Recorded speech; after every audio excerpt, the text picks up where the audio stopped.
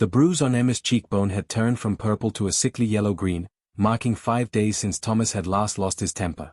She stood at the kitchen window of their homestead, watching the South Dakota prairie stretch endlessly toward the horizon, and wondered if freedom looked anything like that vast emptiness. Her hands trembled as she peeled potatoes for supper, not from the cold that seeped through the cabin's wooden walls, but from the constant fear that lived in her bones. She had been 17 when she married Thomas Whitmore, believing his promises of a good life on the frontier. Her parents in Boston had approved the match, praising his ambition and his claim to 200 acres of government land. They couldn't have known that ambition in a man could curdle into cruelty when the land proved harsh and unyielding. 3 years had passed since their wedding day, and Emma had learned that isolation could be its own kind of prison. The first time he hit her, Thomas had apologized with tears in his eyes, blaming the failed wheat crop and the debts mounting at the general store. The second time, he blamed her cooking. By the 10th time, he stopped offering excuses at all. Emma had thought about leaving, but where could a woman go with no money, no family within 1,000 miles, and a husband who had made clear he would hunt her down if she tried? The nearest town was 15 miles east, and everyone there knew Thomas as a respectable landowner, a man whose word carried weight at church socials and town meetings. Tonight felt different. Thomas had ridden to town that morning and returned with whiskey on his breath and rage in his eyes. He had lost another card game, he told her, and it was her fault for being a burden, for eating food they couldn't afford, for existing. When his fist connected with her stomach, driving the air from her lungs, Emma saw something shift behind her own eyes. It wasn't courage exactly, but something deeper and more primal, the animal instinct to survive. She waited until his snores rattled through the cabin, the empty whiskey bottle rolling across the floor beside their bed. Moving like a ghost, Emma gathered what little she could carry, a wool blanket, a canteen, the bread she had baked that morning, and the small knife she used for cutting vegetables. She took one of Thomas's shirts from the peg by the door, knowing she would need its warmth. Her hands found a tin box hidden beneath the loose floorboard under the wash basin, where she had secretly saved $3.40 over the past year, coins skimmed from the egg money and the butter she sold. The door creaked as she opened it, and Emma's heart stopped. She stood frozen, listening to Thomas's breathing, waiting for the pattern to break. When it didn't, she slipped into the October night, pulling the door shut behind her with infinite care. The moon hung full and bright overhead, illuminating the prairie in shades of silver and shadow. She had no plan beyond putting distance between herself and the man who would kill her if she stayed. Emma ran. Her boots, too large and bought secondhand, slapped against the hard ground as she fled west, away from town, away from anyone who might recognize her and drag her back. She ran until her lungs burned and her legs screamed, until the cabin disappeared behind the rolling hills. Only then did she allow herself to walk, her breath coming in ragged gasps that turned to fog in the cold air. She didn't know where she was going. She knew only that the Lakota territories lay somewhere to the west, lands that white settlers whispered about with fear and fascination. Everyone said the Indians were dangerous, that they killed trespassers without mercy. But as Emma stumbled through the darkness, she thought that perhaps danger was relative. What could they do to her that was worse than what she was running from? At least in the unknown, she might find a chance. At least in the wilderness, she might discover whether she was strong enough to survive on her own terms. The prairie swallowed her small figure, and for the first time in 3 years, Emma Whitmore walked toward something instead of cowering in place, waiting for the next blow to fall. Dawn broke cold and merciless across the plains, painting the sky in streaks of orange and pink that Emma barely noticed. She had walked through the entire night, driven by terror that Thomas would wake and follow. Her feet had gone numb hours ago, and now each step felt like walking on broken glass. The bread was gone, eaten frantically sometime around midnight when hunger had overwhelmed caution. The canteen held only a few more swallows of water. As the sun climbed higher, Emma realized she had made a terrible mistake. In her panic to escape, she had brought no real supplies, no map, no knowledge of how to survive in this endless landscape. The prairie that had seemed like freedom in the darkness now felt like an execution ground. There were no trees for shelter, no stream she could see, nothing but grass and sky and the growing heat of the day. She kept walking west, because stopping meant thinking, and thinking meant confronting the reality of her situation. By midday, she heard the sound that turned her blood to ice, hoofbeats. Emma turned to see a rider on the horizon behind her, and even at this distance, she recognized the distinctive brown coat of Thomas's horse. He had found her trail. Of course he had. She had left tracks a child could follow, straight and obvious across the prairie. She tried to run, but her exhausted body barely managed a stumbling jog. The horse closed the distance with terrible efficiency. Thomas dismounted before his horse had fully stopped, his face twisted with fury. "You stupid woman," he snarled, grabbing her arm hard enough to leave new bruises. "Did you think you could just leave? Did you think I wouldn't come after what's mine?" Emma tried to pull away, but he was too strong, his fingers digging into her flesh like iron bands. He raised his other hand to strike her, and Emma did the only thing she could think of, she screamed. The sound tore from her throat, raw and desperate, echoing across the empty plains. Thomas laughed, a cruel sound that cut worse than any blow. "Scream all you want. There's nobody out here to." His words died as an arrow buried itself in the ground between his feet.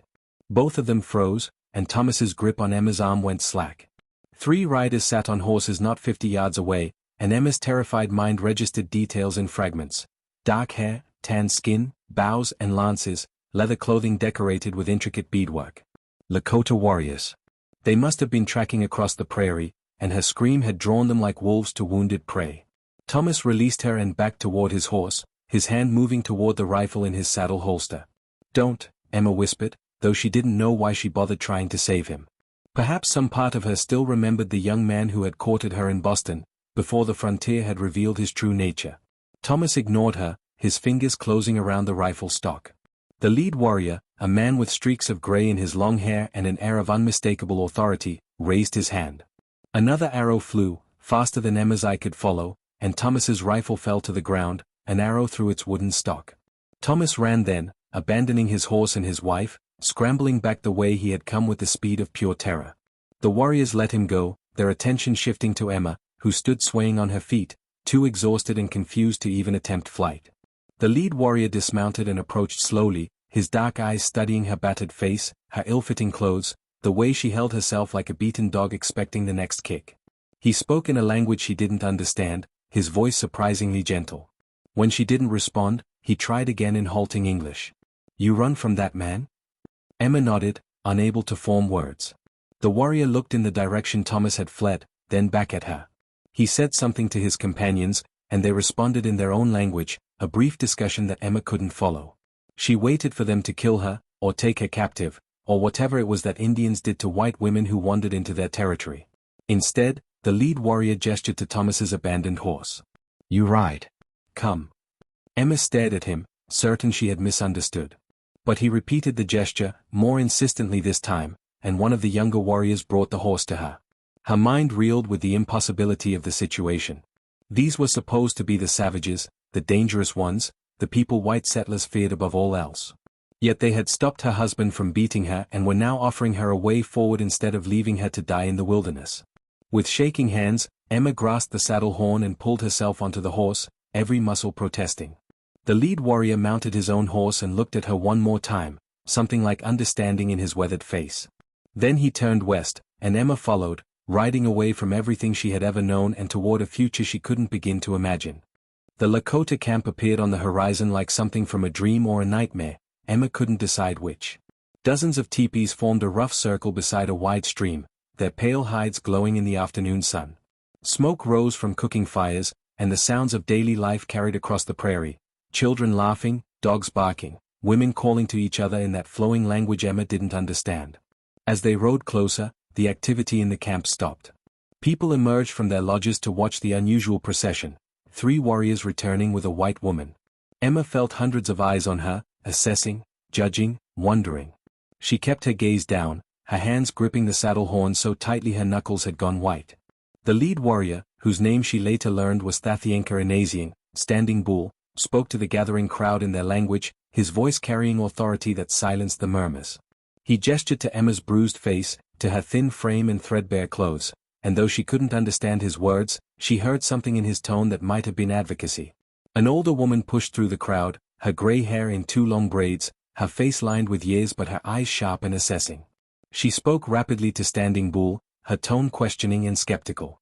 He responded with patience, and Emma caught her own desperate scream echoed in his words. He was acting it out, showing how he had found her. The old woman's expression softened slightly. She approached Emma's horse and reached up, her weathered hand gentle as she touched Emma's bruised cheek.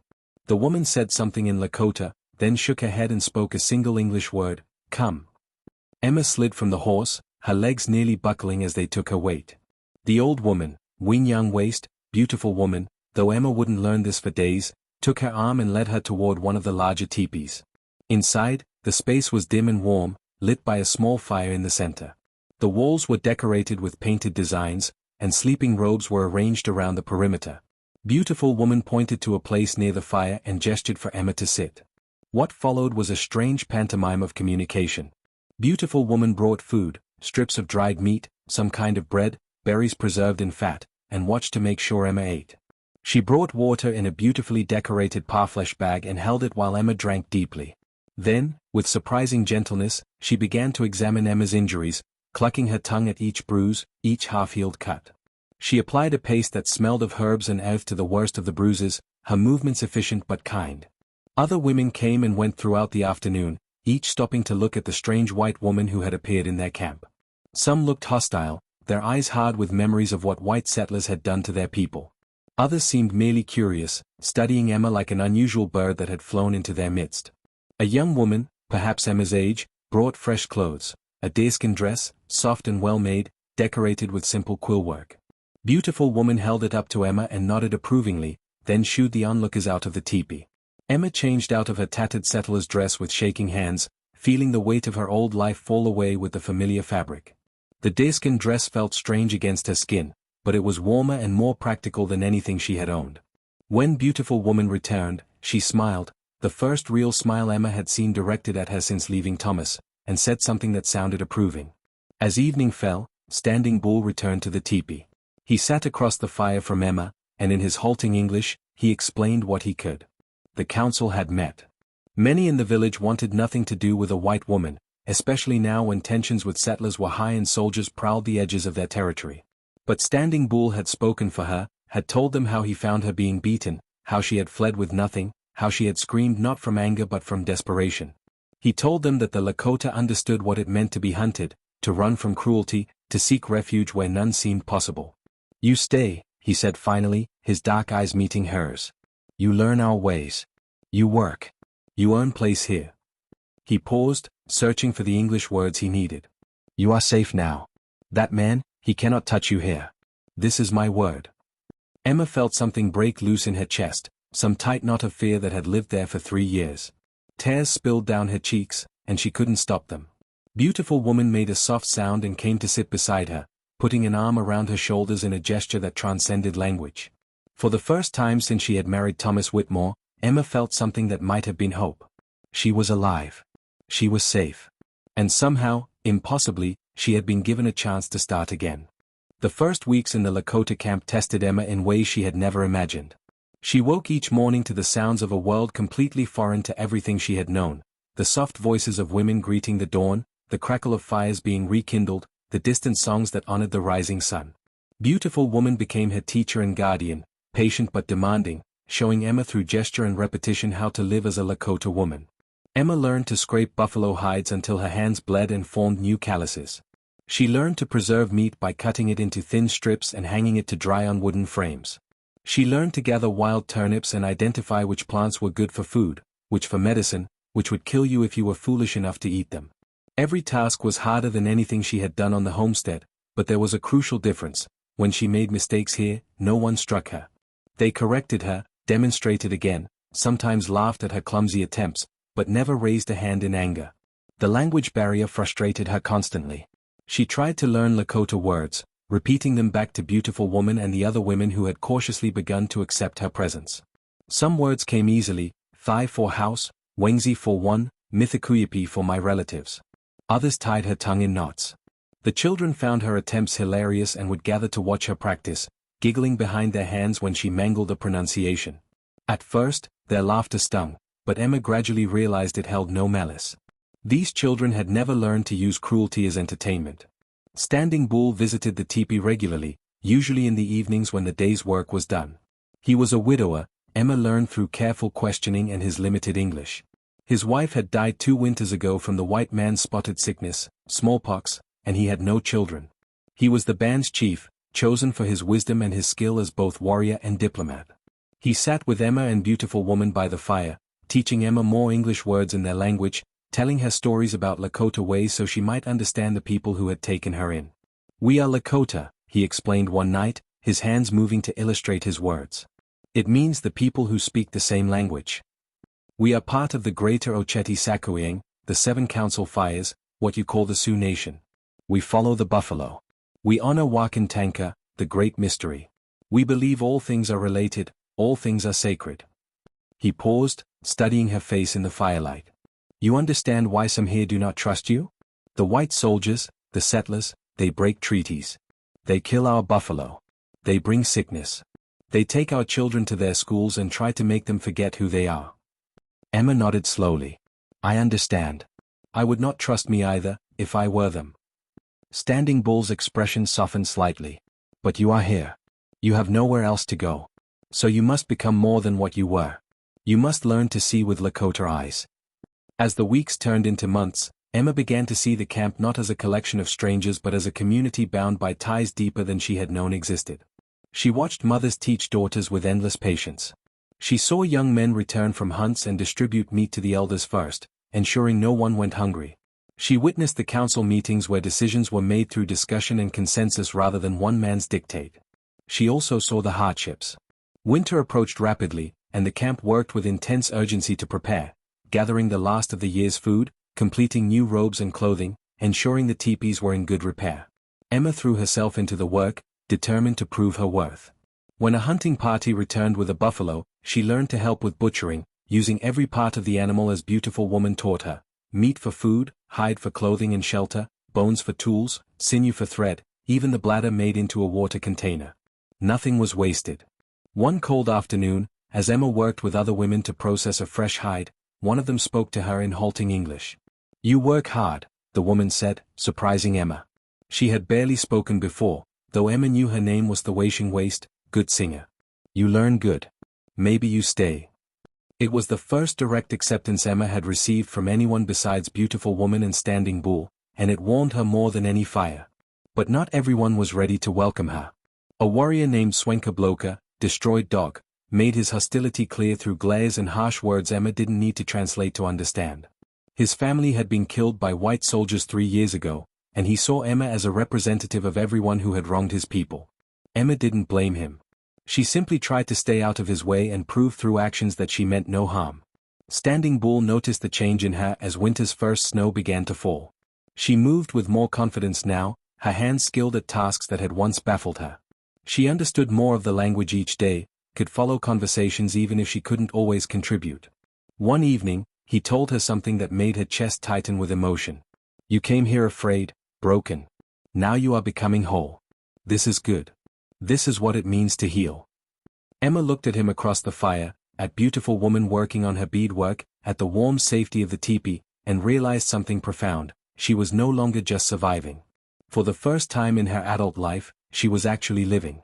Spring came late that year, announced by the return of geese flying north in great V formations across an endless blue sky. The Lakota camp prepared to move to their summer hunting grounds, and Emma helped dismantle teepees and pack belongings with practiced efficiency. 6 months had passed since Standing Bull had found her on the prairie, 6 months since she had fled Thomas Whitmore's violence. She was no longer the terrified white woman who could barely stay upright on a horse. Her hands were strong, her Lakota had become conversational, and she had found something she never thought she would experience again: peace. But peace, Emma was learning, was always temporary. The soldiers came on a warm afternoon in early April, riding into the camp with their blue uniforms and rifles and the arrogance of men who believed they owned the world. Standing Bull met them with a delegation of warriors and elders, his face carefully neutral. Emma watched from beside Beautiful Woman's teepee, her heart hammering with old fear. The lead soldier was a captain named Morrison, his face weathered and his eyes cold. He spoke through an interpreter, a half Lakota man who stood with his head down and shame in his posture. We're looking for a white woman, Morrison said, his voice carrying across the camp. Emma Whitmore. Her husband filed a complaint that she was kidnapped by Sioux raiders last October. We have orders to bring her back. Standing Bull's expression didn't change. No white woman was taken. A woman came to us running from violence. We gave her shelter as our laws require. She stays by her choice. Morrison's jaw tightened. That's not how Mr. Whitmore tells it. He says she's being held against her will. I have a legal obligation to speak with her and verify her status. The interpreter translated, and Emma felt the tension in the camp rise like a physical force. Bloka and several other warriors had their hands near their weapons. The slightest wrong move, Emma realized, could turn this into bloodshed. She stepped forward before she could overthink it, moving into the open space between the soldiers and the Lakota. "I'm Emma Whitmore," she said in English, the words feeling strange after months of speaking mostly Lakota. "Nobody kidnapped me. I ran away from my husband because he beat me. These people saved my life." Morrison studied her, taking in her deerskin dress, her tan skin, her hair now worn in 2 braids in the Lakota style. "You're saying you want to stay here? With the Indians?" The way he said it made it clear what he thought of her choice. "Yes," Emma said firmly. "I'm saying I would rather die than go back to Thomas Whitmore." Morrison's expression hardened. "Mrs. Whitmore, I understand that frontier life can be difficult, but your place is with your husband. The law is clear on this. A wife belongs with her husband. If he's treated you poorly, there are legal channels for addressing that, but running away and living with hostile Indians is not." "Hostile?" Emma interrupted, anger flooding through her. "These people have shown me more kindness in 6 months than my husband showed me in 3 years of marriage. They taught me to survive. They protected me when I had nothing and no one. They gave me a home when all I had was terror. And you call them hostile?" Morrison's hand moved toward his pistol, and immediately a dozen Lakota bows were drawn, arrows knocked and pointed at the soldiers. The captain froze, and Emma saw fear flicker across his face. Standing Bull raised his hand, and his warriors held their positions but didn't loose their arrows. "You will not take her," Standing Bull said in clear English, speaking directly to Morrison now. "She has made her choice. She is under my protection. If you try to take her by force, we will defend her. Many will die. Do you want this blood on your hands, soldier?" The standoff stretched out, tense and terrible. Morrison's soldiers shifted nervously, outnumbered and outmatched. Finally, Morrison spoke, his voice tight with barely controlled fury. "This isn't over. I'll be back with more men. The army doesn't negotiate with savages, and we don't leave white women in their camps." "Then we will be gone when you return," Standing Bull replied calmly. "We follow the buffalo. The plains are wide. You will never find us if we do not wish to be found."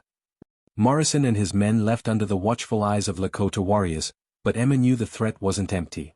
The soldiers would return, probably with reinforcements. The army would see her presence as an excuse to attack the camp, to punish the Lakota for daring to refuse their demands. She had brought danger to people who had shown her nothing but kindness. That night, Standing Bull called a council meeting, and for the first time, Emma was invited to attend. She sat in the circle of elders and warriors, feeling the weight of their gazes. Bloka spoke first, his words harsh and bitter. Beautiful Woman quietly translated for Emma. He argued that she should be sent away before she brought the army down on them all. Others agreed, their faces troubled. Standing Bull let them speak, listening to each voice before he finally held up his hand. "Winyang Waste has told me something," he said, nodding to Beautiful Woman. "She has watched this woman called Emma every day for 6 moons. She has seen her work until her hands bled. She has seen her learn our ways with respect and humility. She has seen her become one of us in all ways that matter. Winyang Waste says this woman has earned the right to stay, and I agree." He paused, letting his words settle over the gathering. "But the choice must be Emma's. The soldiers will come again. There will be danger for us all.